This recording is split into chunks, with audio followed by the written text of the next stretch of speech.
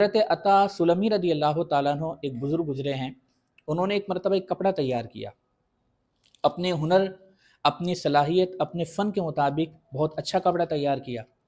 کپڑا تیار ہوا تو بہت خوش ہوئے اور سوچا کہ مارکیٹ میں جا کر اس کی قیمت معلوم کی جائے اور اس کی اہمیت کا اندازہ لگایا جائے کہ یہ مارکیٹ میں کپڑا کتنا مہنگا ہوگا اور اس کی مارکیٹ میں کتنی قیمت ہوگی۔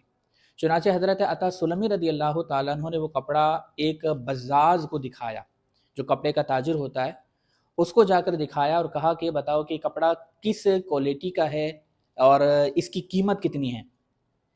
تو اس بزاز نے کپڑے کو دیکھا تو اس نے ایک ایک کر کے اس کپڑے میں عیوب گنوانا شروع کر دیے۔ اس نے کہا کہ حضور اس میں یہ بھی عیب ہے، اس میں یہ عیب ہے، اس میں یہ خرابی ہے، اس کا معیار اس طرح ہو سکتا تھا لیکن ایسا نہیں ہے۔ تو خلاصہ یہ کہ اس بزاز نے حضرت عطا سلمی رضی اللہ تعالیٰ عنہ کے کپڑے میں بہت سارے عیوب اور نقائص بیان کر دیے۔ حضرت عطا سلمی رضی اللہ تعالیٰ عنہ جب سنا تو آپ نے زار و قطار رونا شروع کر دیا اور بہت زیادہ روئے۔ تو جو بزاز تھا، کپڑے کا تاجر، اسے رحم آیا، عرض کی کہ حضور آپ کیوں روتے ہیں؟ آپ اس کپڑے کی مجھ سے منہ مانگی قیمت لے لیجئے، لیکن خدا را آپ رونا تو بند کیجئے۔ تو حضرت عطا سلمی رضی اللہ تعالیٰ عنہ نے فرمایا کہ کیا تم یہ سمجھتے ہو کہ میں کپڑے میں عیوب و نقائص نکلنے کی وجہ سے رو رہا ہوں، یا تم نے کپڑے کی قیمت کم لگائی ہے اس لیے روتا ہوں؟ میں تو اس لیے رو رہا ہوں کہ میں نے اپنے فن، اپنے ہنر، اپنی صلاحیت کے مطابق کپڑا بہت اچھا تیار کیا تھا۔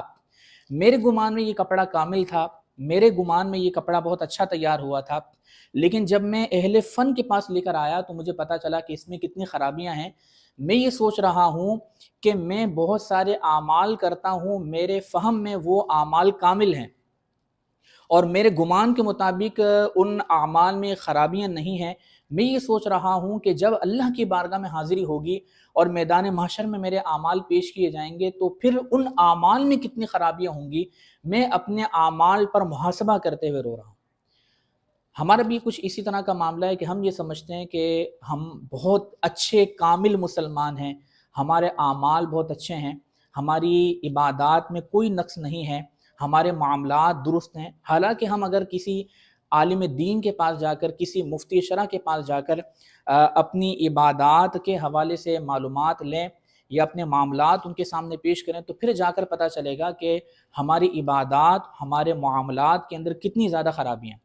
لہٰذا اب یہ جو لوگ کہتے ہیں کہ ہمیں سب کچھ آتا ہے، یہ جملہ ہمارے یہاں پر کہا جاتا ہے ہمیں سب کچھ آتا ہے یا ہمیں سب کچھ معلوم ہے، یہ جملہ خوش فہمی کو ظاہر کرتا ہے کہ گویا کہ ہم خوش فہمی کا شکار ہیں۔ ہم اپنی عبادات، اپنے معاملات کے حوالے سے ظاہری طور پر بڑے مطمئن نظر آتے ہیں، لیکن حقیقت یہ ہے کہ ہماری عبادات، ہمارے معاملات میں بہت زیادہ نقائص ہیں، بہت زیادہ عیوب ہیں۔ کس وجہ سے؟ کہ ہم نے دین نہیں سیکھا۔ لہٰذا اگر ہم اپنے آپ کو کامل مسلمان بنانا چاہتے ہیں اور اپنے آپ کو سچا پکا مومن بنانا چاہتے ہیں تو ضروری ہے کہ ہم تمام وہ علوم سیکھیں کہ جن کو سیکھنا ہر مسلمان پر فرض ہے۔